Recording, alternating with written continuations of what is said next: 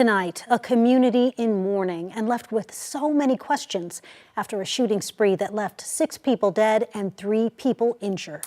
Investigators from Austin and San Antonio are working to learn more about the suspected gunman's motives. They say 34-year-old Shane James started by killing his parents, Phyllis James and Shane James Sr., in San Antonio between Monday night and Tuesday morning before driving to Austin and shooting an Austin ISD police officer outside of Northeast Early College High School yesterday. Then they say he went to a home on Shadywood Lane in South Austin and killed 2 people there before shooting a cyclist on Slaughter Lane and killing 2 more people on Austral Loop.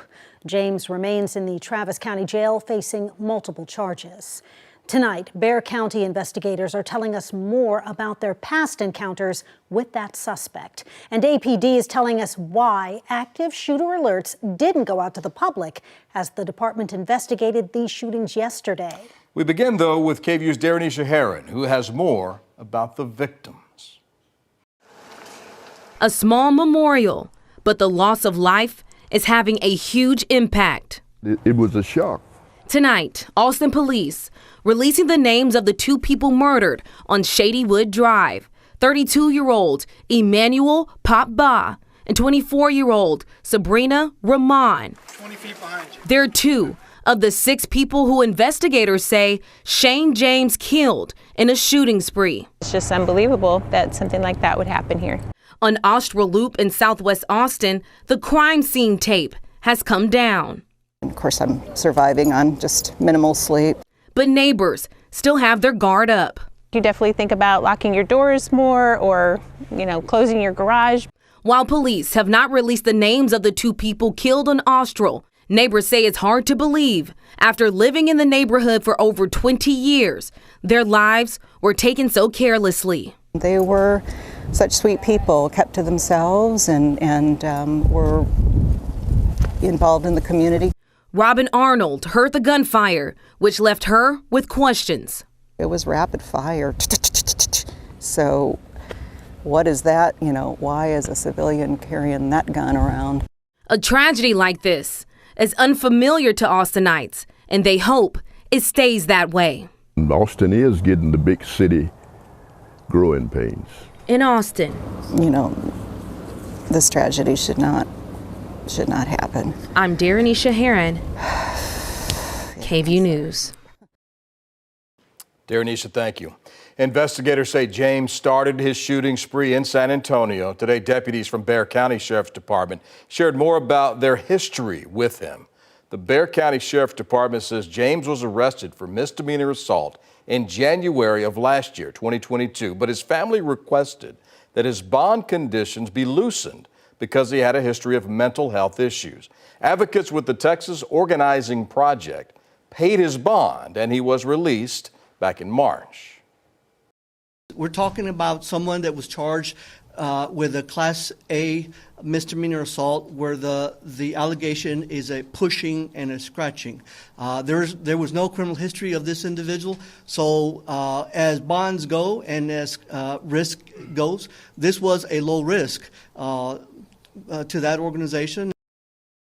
Now, in response to criticism for paying his bond last year, today the Texas Organizing Project issued a statement reading in part, quote, "We want to make clear that TOP has a thorough and rigorous screening process in place to assess individuals who are eligible for our bail program with a focus on assisting with misdemeanor offenses.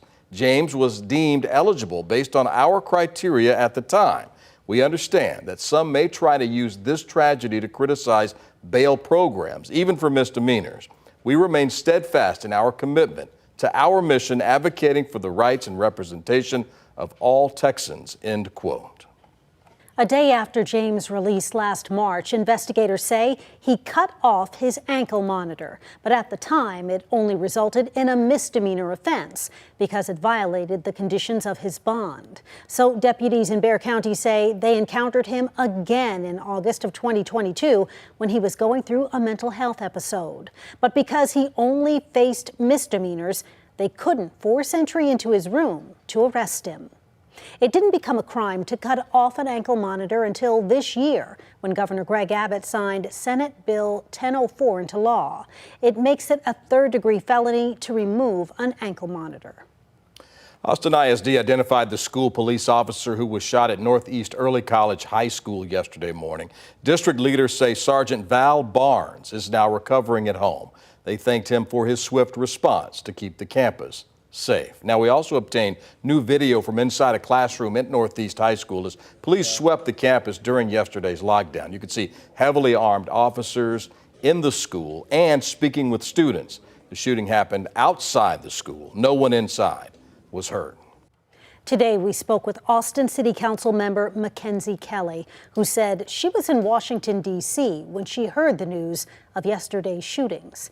Well, she's back in Austin now and attended an overdose education event in Northwest Austin tonight.